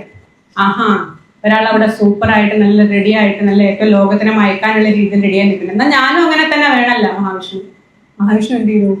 അതിന് മറുപടി എന്നുള്ള പോലെ മോഹിനി രൂപം അങ്ങെടുത്തു. എന്താ മോഹിനി രൂപം എന്ന് പറയുന്നത്? നമ്മൾ എവരും കേട്ടിട്ടുള്ളതാ മഹാവിഷ്ണുവിന്റെ മോഹിനി രൂപത്തിനെ പറ്റിയിട്ട്, അല്ലേ? പാലാഴി മദന സമയത്ത് അസുരന്മാരെ മയക്കാനായിട്ട് എടുത്തുകൊണ്ട് പോയ രൂപമില്ലേ മോഹിനി? ഏറ്റവും അതിസുന്ദരിയായിട്ടുള്ള ഒരു സ്ത്രീയാണ്, അല്ലെ? സ്ത്രീ രൂപം. അങ്ങനെ ഭിക്ഷാടകമൂർത്തിയും മോഹിനി ദേവിയുമായിട്ട് അവര് ഇറങ്ങി ദാരുകാവനത്തിലേക്ക് ചെന്നു. ദാരുകാവനത്തിൽ ചെന്നിട്ടോ അങ്ങോട്ടും ഇങ്ങോട്ടും നടക്കുകയാണേ. വനത്തില് ഒന്നും ചെയ്യണില്ല, ഇവരിങ്ങനെ നടക്കുക. അങ്ങോട്ട് നടക്കും, ഇങ്ങോട്ട് നടക്കും, അതിലേ നടക്കും, ഇതിലേ നടക്കും, ആ വീടിന്റെ മുന്നിൽ കൂടെ നടക്കും, അപ്പുറത്തൂടെ നടക്കും. ഇങ്ങനെ നടന്നുകൊണ്ടിരിക്കുക ഇവര്. വീട്ടിൽ നിന്നൊക്കെ മുനിമാരും ഋഷിപത്നിമാരും എല്ലാരും പുറത്തേക്ക് വന്നു. ആഹാ, കൊള്ളാലോ, എന്താ കാണുന്നേ? ലോകത്തിലേക്ക് വെച്ച് സൗന്ദര്യം എന്ന് പറയുന്ന വാക്കിന്റെ അർത്ഥമായിട്ടുള്ള രണ്ടാൾക്കാരെ ദേ നിൽക്കണു അല്ലേ? മുനിപത്നിമാരുടെ മനസ്സങ്ങ് ഇടറാൻ തുടങ്ങി ഭിക്ഷാടകമൂർത്തിയെ കണ്ടപ്പോ. അങ്ങ് ചഞ്ചലമാവാനായിട്ട് തുടങ്ങി. സുന്ദര രൂപമാണേ, ചഞ്ചലമാവാൻ തുടങ്ങി. മുനിമാരും മോശമൊന്നുമല്ലേ, മോഹിനി ഉണ്ടല്ലോ അപ്പുറത്ത്. അവരുടെ മനസ്സും വ്യതിചലിക്കാനായി തുടങ്ങി. ആ വ്യതിചലിക്കുന്നതിനിടയിൽ പെട്ടെന്ന് അവർക്കൊരു നിമിഷം ബോധം വന്നു എന്നാ പറഞ്ഞേ. തിരിച്ചറിഞ്ഞു, വ്യതിചലനം ഉണ്ടായിരിക്കുന്നു, തങ്ങൾക്കും തങ്ങളുടെ പത്നിമാർക്കും വ്യതിചലനം സംഭവിച്ചു എന്ന് മനസ്സിലായി. അപ്പോഴോ ഇവർക്ക് അങ്ങ് ദേഷ്യം വന്നു, ഭയങ്കരമായിട്ടുള്ള ക്രോധം വന്നു, കോപം വന്നു എന്ന് പറഞ്ഞു. എന്നിട്ടോ ആരാ ഈ രണ്ടുപേര്? ഏത് മൂഢന്മാരാണ് ഈ ലോകത്തിന്റെ തന്നെ അധിപന്മാരായിരിക്കുന്ന ഞങ്ങളുടെ മുമ്പിൽ വന്ന് ഞങ്ങളെ വ്യതിചലിപ്പിക്കാൻ ശ്രമിച്ചത്? ലോകാധിപനെ. ആരാണത്? ആരായാൽ എന്താ? അവരങ്ങനെ ചെയ്യാൻ പാടുണ്ടോ? ധിക്കാരമല്ലേ അവര് കാണിച്ചത്? അപ്പോ അവരെ നശിപ്പിക്കണം. അതിന് ഞങ്ങളുടെ ഈ യാഗബലവും ഈ തപസ്യം ഈ യജ്ഞബലവും ഒക്കെ തന്നെ മതി. അതുപയോഗിച്ച് അവരെ രണ്ടുപേരെ അങ്ങ് നശിപ്പിക്കാൻ അങ്ങ് തീരുമാനിച്ചു. എന്നിട്ടോ യാഗം ചെയ്യുക. മുനിമാർക്ക് ഈ പറഞ്ഞ വാൾവായിട്ടൊന്നും അറിയില്ലല്ലോ. അപ്പൊ അവര് യാഗം ചെയ്യുക, അവരുടെ രീതിയിലുള്ള യാഗം അങ്ങ് ചെയ്യാണ്. യാഗാഗ്നിയിൽ നിന്ന് ഓരോ രൂപങ്ങൾ ഉണ്ടായി വന്നു എന്നാ പറയുന്നത്. ആ രൂപങ്ങള് ഓരോന്നോരോന്നായി ചെന്ന് ഭഗവാനെ ആക്രമിക്കാനായി തുടങ്ങി. ആദ്യം ഒരു പുലിയാണ് ഉണ്ടായി വന്നത്. പുലി ചെന്നു ആക്രമിക്കാനായിട്ട്. ഭഗവാൻ ആ പുലിയെ രണ്ടായിട്ട് അങ്ങ് കീറിയിട്ടോ പുലിത്തോലെടുത്തങ്ങ് അരയിൽ ഉടുത്തു. വസ്ത്രം കിട്ടി, കൊള്ളാം, നല്ല പരിപാടി തന്നെ, അടുത്ത പോരട്ടെ എന്ന് പറഞ്ഞ് നിൽക്കുക ഭിക്ഷാടകമൂർത്തി. അപ്പൊ മുനിമാരങ്ങ് ഞെട്ടിങ്ങെ, ഞങ്ങൾ ഉണ്ടാക്കിയ പുലിയെ ഇത്ര പെട്ടെന്ന് അങ്ങ് വധിച്ചോ? എന്നാ പിന്നെ അടുത്തതാവട്ടെ എന്ന് പറഞ്ഞൊരു ഗജത്തിനെ സൃഷ്ടിച്ചു വിട്ടു എന്നാണ് പറയുന്നത്. അപ്പൊ ഗജം ഇതുപോലെ ആക്രമിക്കാൻ ചെന്നു. നേരത്തെ നടന്ന അത് തന്നെ സംഭവിച്ചു. ഒരു ഒറ്റ കീറൽ അങ്ങ് കീറി എന്നാ പറയുന്നത്. കീറിട്ടോ ഗജത്തിന്റെ തോലെടുത്ത് മേലാടെയാക്കി ഉത്തരീയമായി അങ്ങ് എടുത്തു എന്നാണ് പറയുന്നത്. പുലിത്തോലുടുത്തും ഉത്തരീയം ധരിച്ചും എന്നാണ് പറയുന്നത്. ഭഗവാന്റെ ആട എന്ന് പറയുന്നത് അതാണ്. ആ ഉത്തരീയം എന്ന് പറയുന്നത് ഗജത്തിന്റെ തോലാണ് ഉത്തരീയമായിട്ടുള്ളത്. പിന്നെ തൃശൂലം വിടുന്നുണ്ട്, പല രീതിയിലുള്ള ആയുധങ്ങൾ പ്രയോഗിക്കുന്നുണ്ട്, പല പല കരങ്ങൾ സൃഷ്ടിച്ചതെല്ലാം ഭഗവാൻ അവിടെ പിടിച്ചു നിർത്തി എന്നാണ് പറയുന്നത്. മുനിമാർക്ക് ക്ഷീണാവാൻ തുടങ്ങി. അത്ര കാലം കൊണ്ട് അവർക്ക് ഉണ്ടായ യാഗബലവും യജ്ഞബലവും ഒക്കെ തീരാറായി. ഇവർക്കൊന്നും സംഭവിക്കുന്നുമില്ല. ഒരാളാണെങ്കിൽ ചെന്ന് വിടുന്ന മുഴുവൻ ഡ്രസ്സും ആഭരണവും ആടയും ഒക്കെ ആയിട്ട് ഉപയോഗിക്കുകയാണ്. എന്താ സർപ്പങ്ങളെയൊക്കെ വിട്ടു, എന്താ ചെയ്തേ? പിടിച്ച് കഴുത്തിലങ്ങ് ചുറ്റിയിട്ടു എന്നാ പറയുന്നത്. ആഭരണമായി. ഇപ്പൊ എന്ത് ചെയ്തിട്ടും ബലമില്ല, ഒന്നും നടക്കണില്ല. അപ്പൊ അവസാനം ബാക്കിയുള്ള മുഴുവനായിട്ടുള്ള അവരുടെ യജ്ഞബലവും ഉപയോഗിച്ച് ഒരു രൂപത്തിനെ സൃഷ്ടിച്ചു എന്നാണ് പറയുന്നത്. ആ രൂപം എന്ന് പറയുന്നത് അവരുടെ മൂഢതയുടെ ഒരു ആവിഷ്കാരമാണെന്നാ പറയുന്നത്. ഒരു കുള്ളനായിട്ടുള്ള വികൃതനായിട്ടുള്ള ഒരു രൂപം യാഗാഗ്നിയിൽ നിന്നും ഉയർന്നു വന്നു. കുള്ളനായിട്ടുള്ള വികൃതമായിട്ടുള്ള ഒരു, ആര് കണ്ടാലും ഒരു അറപ്പ് തോന്നുന്ന, ഭയം തോന്നുന്ന, ഭീകരമായിട്ടുള്ള ഒരു രൂപം. ചെറുതാ, കുറച്ചേ ഉള്ളൂ, കുള്ളനാ, പക്ഷെ കണ്ടാൽ തന്നെ പേടിയാവുന്ന ഒരു രൂപം ഉണ്ടായി വന്നു എന്നാ പറയുന്നത്. അപസ്മാരൻ എന്ന പേരുള്ള ഒരു അസുരനായിരുന്നു, ഒരു രൂപമായിരുന്നു അത്. അസുരൻ എന്ന് പറയുന്നത് ഒരു രൂപമാണത്, ഒരു സൃഷ്ടി, അവരുടെ മൂഢതയിൽ നിന്നും ഉണ്ടായ സൃഷ്ടി, മൂഢതയുടെ തന്നെ രൂപമായിട്ടുള്ള സൃഷ്ടി. മുഖത്ത് വികൃതമായ ഒരു ചിരിയുണ്ട്. ആ ചിരിയും ചിരിച്ചിട്ട് അപസ്മാരൻ നേരെ ഭഗവാനെ ആക്രമിക്കാനായിട്ട് പോവുകയാണ്. ഇപ്പൊ സർവാഭരണ വിഭൂഷിതനായിട്ട് നിൽക്കുകയാണേ ഭഗവാൻ. ഫുൾ സെറ്റപ്പ് ഉണ്ട് കയ്യില്. നമുക്കറിയാവുന്ന മഹാദേവന്റെ എല്ലാ ആടയാഭരണങ്ങളും ഉണ്ട് ഇപ്പൊ ഭഗവാൻ. ഭിക്ഷാടനമൂർത്തി എന്നുള്ള രൂപത്തിൽ നിന്ന് മാറിയിരിക്കുക. ആ സമയത്താണ് അപസ്മാരൻ ആക്രമിക്കാനായിട്ട് ചെല്ലുന്നത്. ഈ അപസ്മാരൻ മായയുടെ പ്രതീകമാണ്, അജ്ഞതയുടെ പ്രതീകമാണ്, മൂഢതയുടെ പ്രതീകമാണ്.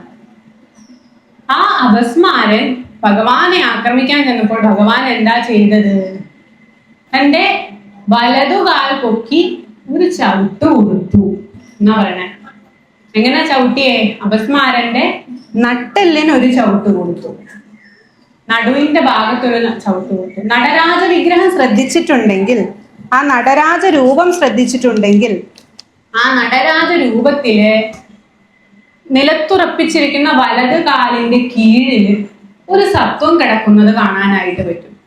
എത്ര പേര് ശ്രദ്ധിച്ചിട്ടുണ്ടെന്ന് അറിയില്ല. ആ കാലിന് കീഴിൽ ഒരു സത്വം കിടക്കുന്നുണ്ട്. അതിന്റെ മുകളിൽ നിന്നാണ് ഭഗവാന്റെ നൃത്തം നടക്കുന്നത്. ആ സത്വം എന്ന് പറയുന്നത് ഈ അപസ്മാരനാണ്. അന്ന് ഒന്നുകൂടെ ശ്രദ്ധിച്ചു നോക്കിയാലോ, മരിച്ചു കിടക്കുകയല്ല അത്, മറിച്ചോ ഭഗവാന്റെ കാലിനെ തള്ളി മാറ്റി ആ ഒടിഞ്ഞ നട്ടല് വെച്ച് ഉയർത്തെഴുന്നേറ്റ് വരാനായിട്ട് ശ്രമിക്കുന്ന സത്വമാണ്.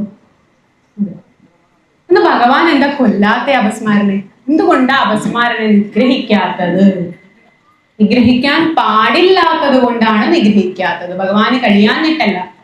അജ്ഞതയില്ലാതെ ജ്ഞാനമില്ല, അന്ധകാരമില്ലാതെ വെളിച്ചമില്ല. അതുകൊണ്ട് ആ അജ്ഞത വേണം. അതുകൊണ്ടാണ് അപസ്മാരനെ വധിക്കാത്തത്. എന്നാൽ അജ്ഞതയെ അങ്ങ് വിളയാടാൻ സമ്മതിക്കരുത് പ്രപഞ്ചത്തില്. അപ്പൊ ഭഗവാൻ എന്ത് ചെയ്തു? കാലിന്റെ അടിയിൽ അവിടെ പിടിച്ചു വെച്ചേക്കുക. ജ്ഞാനത്തിന് മുകളിലേക്ക് ഉയരാനായിട്ട് സമ്മതിക്കാതെ അങ്ങനെ അടക്കി പിടിച്ചു നിർത്തിയേക്കാണ് ആ രൂപത്തിനെ, നടരാജ രൂപത്തിനെ കാലിന്റെ കീഴിൽ.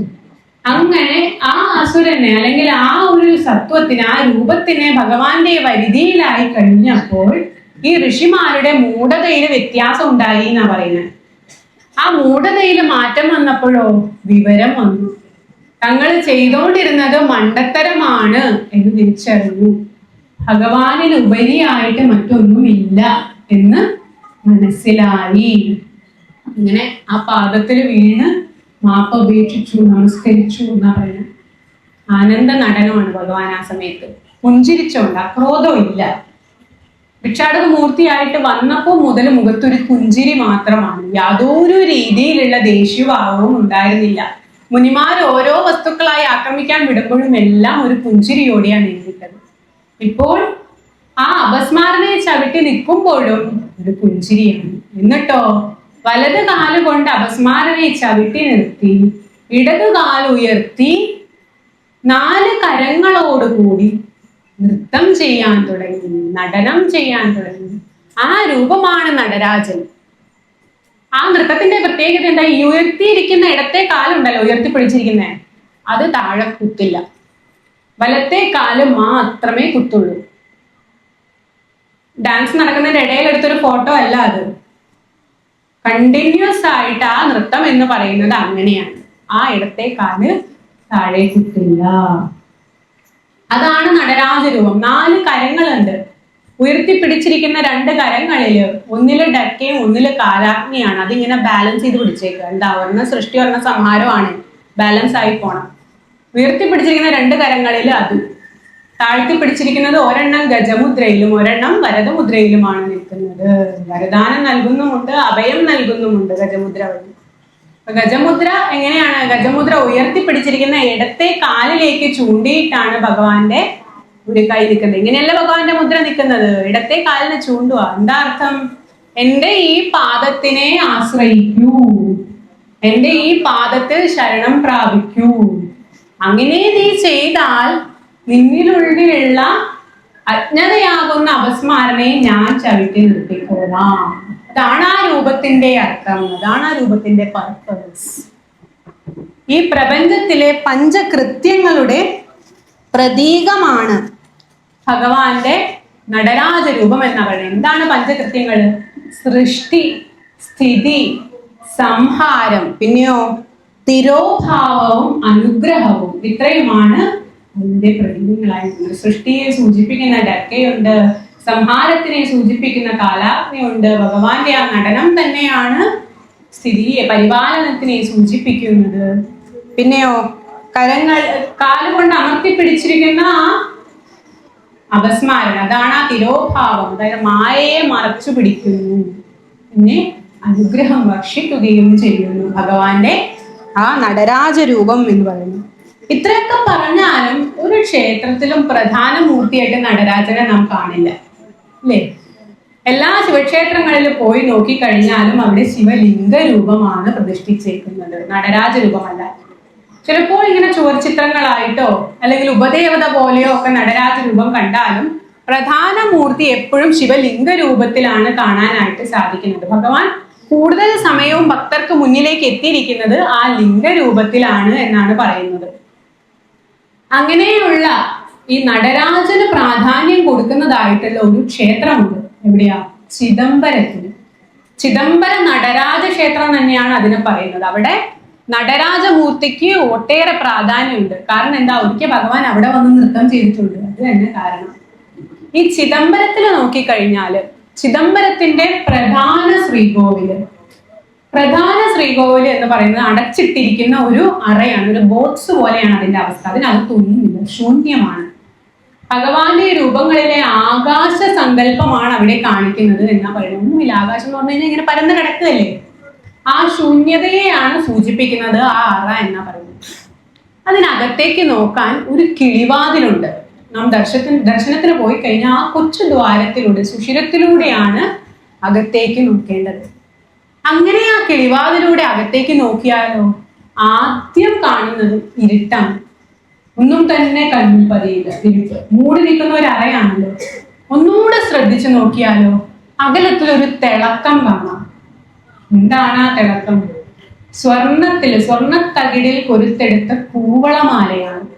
കൂവളത്തിന്റെ ആകൃതിയിലുള്ള സ്വർണ്ണ ഇതളുകള് അത് കൊരുത്തി ഒരു മാല പോലെയാക്കിയിട്ടുണ്ട്. ആ മാല ഇങ്ങനെ വെറുതെ തൂക്കിയിട്ടേക്കുക. ഒരു വിഗ്രഹത്തിന്റെ മുകളിലോ ലിംഗത്തിന്റെ മുകളിലോ ഒന്നും അല്ല തൂക്കിയിട്ടേക്കുന്നത്, വെറുതെ തൂക്കിയിട്ടേക്കുക. അതിന്റെ പിന്നിലേക്ക് നോക്കിയാൽ ഒന്നുമില്ല. ഈ കൂവളമാല മാത്രമാണ് കാണാനായിട്ട് സാധിക്കുന്നത്. എന്നാലോ ആ ദർശനം ലഭിക്കുമ്പോൾ ഉള്ളിലുണ്ടാവുന്ന ഒരു അനുഭൂതിയുണ്ട്. എന്തോ ഒന്നുണ്ട് അവിടെ. എന്തോ ഒരു സൂപ്പർ നാച്ചുറൽ ആയിട്ടുള്ള ഒരു ഫീലിംഗ്, എന്തോ ഒരു പ്രസൻസ്, ആ ഒരു സാന്നിധ്യം. അത് തന്നെയാണ് ആ ഭഗവാൻ. ഒന്നുമില്ലാത്തയിടത്തും നിശബ്ദതയിലും തുടർന്നുകൊണ്ടേയിരിക്കുന്ന സത്യം, അതാണ് ആ മഹാദേവൻ. ഈ പ്രധാന ശ്രീകോവിലിനടുത്ത് തന്നെയാണ് ചിദംബരത്തിലെ പ്രസിദ്ധമായിട്ടുള്ള നടരാജ വിഗ്രഹം ഉള്ളത്. ആ നടരാജ വിഗ്രഹം എങ്ങനെയാ? കണ്ടു കഴിഞ്ഞാൽ ആരും മോഹിച്ചു പോകുന്ന മോഹന രൂപമാണ്. നമുക്ക് തന്നെ അത്ഭുതം തോന്നി ശില്പി എങ്ങനെ ഇത് ഉണ്ടാക്കിയെടുത്തേന്ന്. അത്രയ്ക്ക് മനോഹരമായിട്ടുള്ളതാണ്. അതിൽ ഓരോ ഡീറ്റെയിൽസും എടുത്തെടുത്ത് കാണാൻ പറ്റുന്ന രീതിയിൽ അത്ര സുന്ദരമായിട്ടുള്ള രൂപമാണ്. ഭഗവാന്റെ ആനന്ദ നടനമാണ്, പരമാനന്ദ നടനമാണ്. ആ അത്രയും മനോഹരമായിട്ടുള്ള രൂപത്തിനെ അണുവിട തെറ്റാതെ കുത്തിയെടുത്തതുപോലെ എടുക്കുക ശില്പമൊക്കെ. എങ്ങനെയാണെന്ന് ഈ ശില്പി ഇത് ഉണ്ടാക്കിയെടുത്തത്? അതിന്റെ പിന്നിലെ രസകരമായൊരു കഥയുണ്ട് എന്നാ പറയുന്നത്. പണ്ട് കാലത്ത് ഒരു രാജാവിന്റെ ഭരണകാലത്ത് രാജാവിനൊരു സ്വപ്ന ദർശനം ഉണ്ടായത്രേ. ഭഗവാന്റെ ഒരു രൂപം ഉണ്ടാക്കി പ്രതിഷ്ഠിച്ച് പ്രാർത്ഥിക്കണം, ഇന്ന ദിവസം പ്രതിഷ്ഠിക്കണം എന്ന ആ ദർശനത്തിൽ പറഞ്ഞിട്ടുണ്ട്. എന്ത് ചെയ്തു? അന്നത്തെ രാജാക്കന്മാരെ സ്ഥിരം ചെയ്യുന്ന പരിപാടി ഇദ്ദേഹം ചെയ്തു. എന്താ? ആ രാജ്യത്തിനുള്ളതിൽ വെച്ച് ഏറ്റവും നല്ല ശില്പിനെ വിളിച്ചു വരുത്തി. എന്നിട്ട് പറഞ്ഞു, ഇന്ന ദിവസത്തിനുള്ളിൽ എനിക്ക് ഭഗവാനെ ഇന്ന രീതിയിലുള്ള രൂപം ഉണ്ടാക്കി തരണം, ഇല്ലെങ്കിലോ നിന്നെ നിന്റെ കുടുംബത്തിനെ ഞാൻ കൊല്ലും എന്ന് പറഞ്ഞു. കഴിഞ്ഞു. രാജാവിന്റെ പണി കഴിഞ്ഞു. ശില്പി ചെയ്താൽ മതിയല്ലോ. പാവം പേടിച്ചു പോയില്ലേ? പേടി ഉള്ളിൽ വന്നു കഴിഞ്ഞു കഴിഞ്ഞാല് കാര്യമൊന്നും മര്യാദയ്ക്ക് നടക്കില്ല അല്ലെ? അതിന് സയൻസിൽ ഒരു ശാസ്ത്രത്തിലൊരു എക്സ്പെരിമെന്റ് നടത്തിയായിരുന്നു. എങ്ങനെയാ? ഒരു ഷാർപ്പ് ഷൂട്ടർ, വെടിവെക്കുന്ന ആളെ കൊണ്ട് ആദ്യം ഒരു ലക്ഷ്യത്തിലേക്ക് വെടിവെപ്പിച്ചു. കറക്റ്റ് സെന്ററിൽ പോയിട്ടത് പതിച്ചു എന്നാ പറയുന്നത്. പിന്നെയോ വളരെ വിലപിടിപ്പുള്ള മില്യൺസ് ഓഫ് ഡോളേഴ്സ് വിലയുള്ള ഒരു വേസ് ആ ലക്ഷ്യത്തിന്റെ അടുത്ത് കൊണ്ടങ്ങ് വെച്ചു. എന്നിട്ട് പറഞ്ഞു വെടിവെച്ചോ. പിന്നെ ഇയാള് വെടിവെച്ചതെല്ലാം ലക്ഷ്യത്തിന് 1 മീറ്റർ അപ്പുറം മാറിയാ കൊള്ളുന്നത്. എന്താ? ഈ വിലപിടിപ്പുള്ള സാധനം ഞാൻ പൊട്ടിച്ചാലോ എന്നുള്ള പേടി.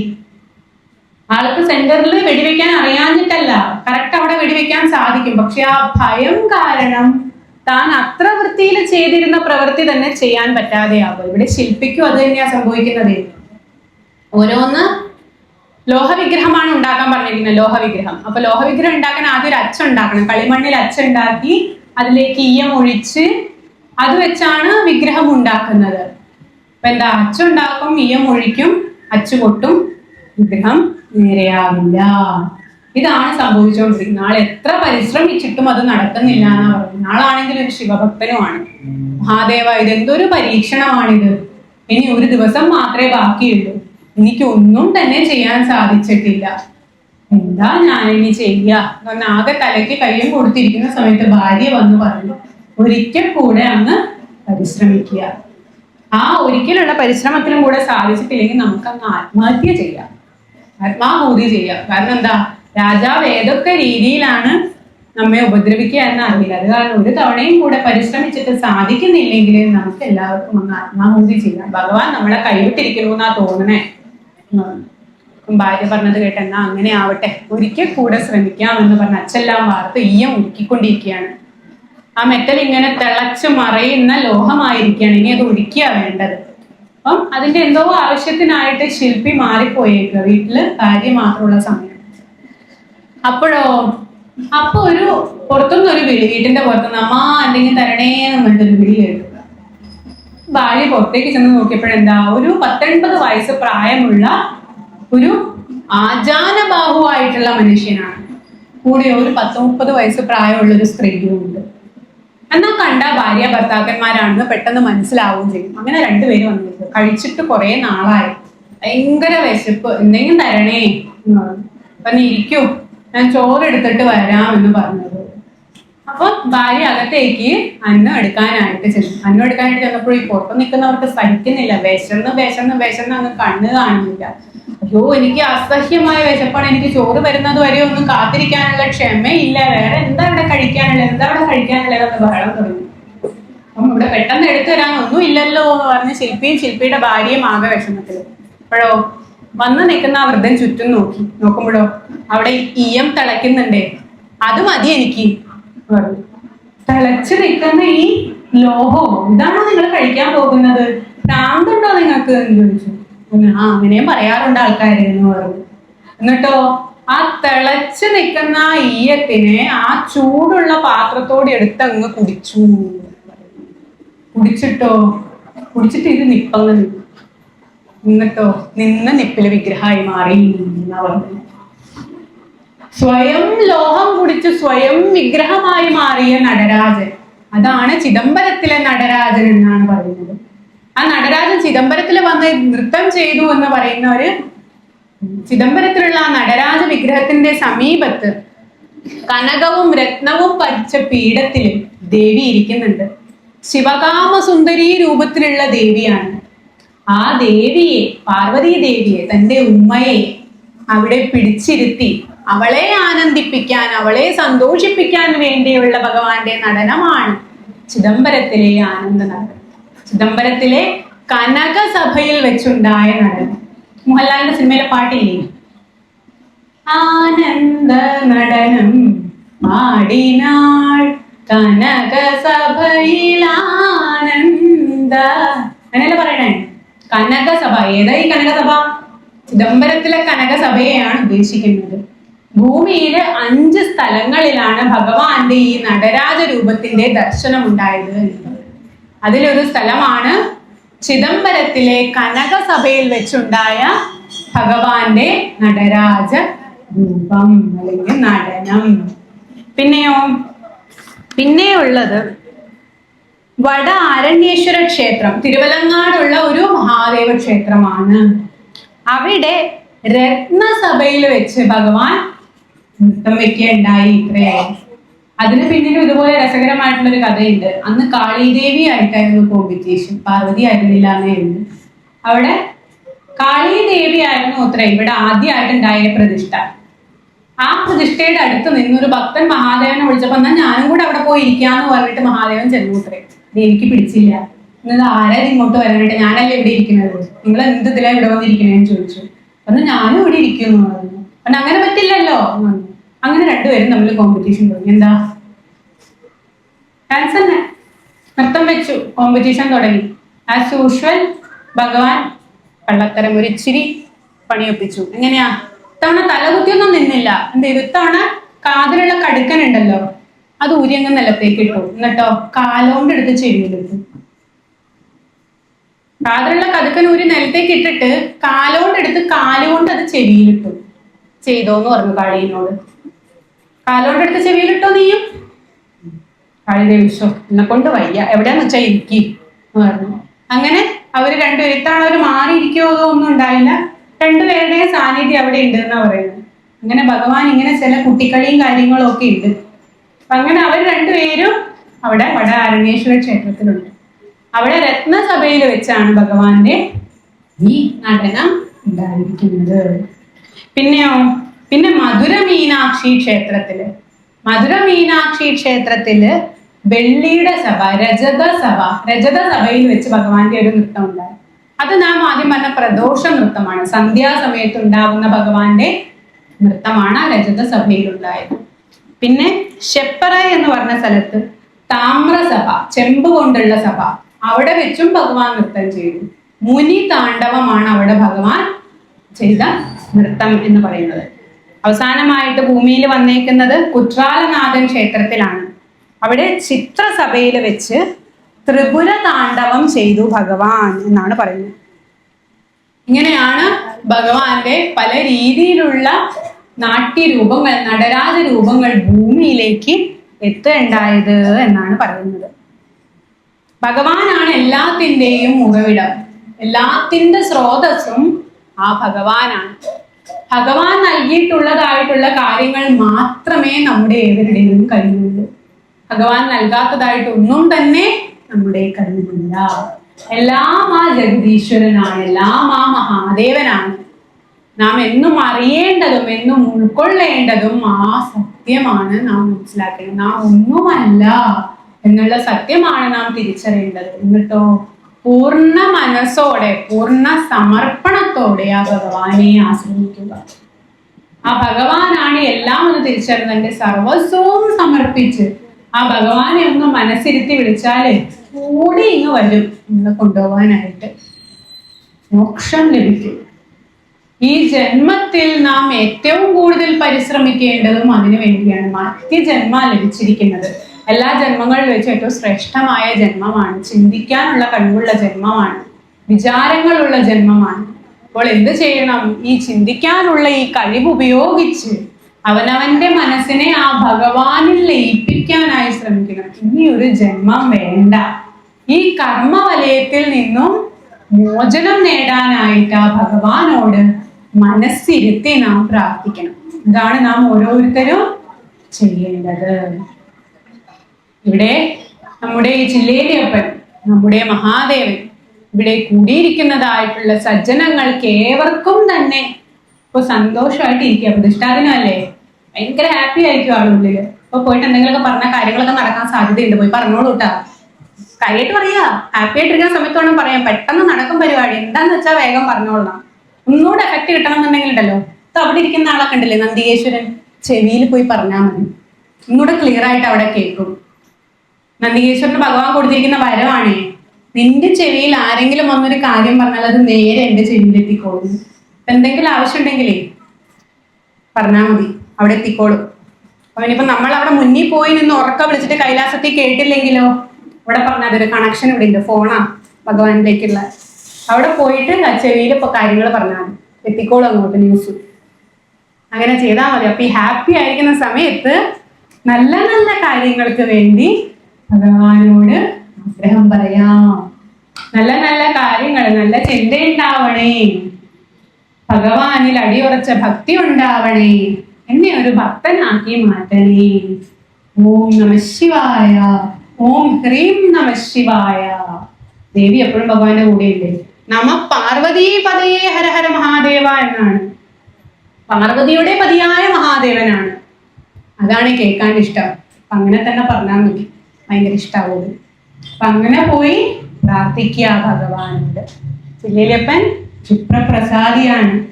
വേഗം തന്നെ നമുക്ക് എല്ലാവിധ അനുഗ്രഹങ്ങളും നൽകി, അനുഗ്രഹാശിസ്സുകളും നൽകി നമ്മളെല്ലാവരെയും പരിപാലിച്ചു. ഇങ്ങനെയുള്ള മഹാദേവന് മുൻപില് എൻ്റെ ഈ വാക്കുകളെല്ലാം സമർപ്പിച്ച് തെറ്റുകുറ്റങ്ങൾ എന്തെങ്കിലും സംഭവിച്ചിട്ടുണ്ടെങ്കിൽ ആ ഭഗവാൻ തന്നെ അതിനെല്ലാം മാപ്പ് നൽകും എന്ന് ഉറച്ച വിശ്വാസത്തോടെ ഞാൻ ഉപസംഹരിക്കുകയാണ്. കായേന വാചാ മനസേന്ദ്രിയർവാ ബുദ്ധ്യാത്മനാ വാ പ്രകൃതി സ്വഭാവാത് കരോമി യദ്യത് സകലം പരസ്മൈ ശ്രീനാരായണായേതി സമർപ്പയാമി. ശ്രീ മഹാദേവായേതി സമർപ്പയാമി. ശ്രീ ജഗദംബികായേതി സമർപ്പയാമി. കരചരണകൃതം വാ കായജം കർമ്മജം വാ ശ്രവണനയനജം വാ മാനസം വാ പരാതം വിഹിതം അവിഹിതം വാ സർവമേതക്ഷമസ്വ ശിവ ശിവ കരുണാബ്ദേ ശ്രീ മഹാദേവ ശംഭോ ശംഭോ കൈലാസപതേ. ഓം നമഃ ശിവായ. നമഃ പാർവതീപദേ. ഹര ഹര മഹാദേവ. നമഃ പാർവതീപദേ. ഹര ഹര മഹാദേവ.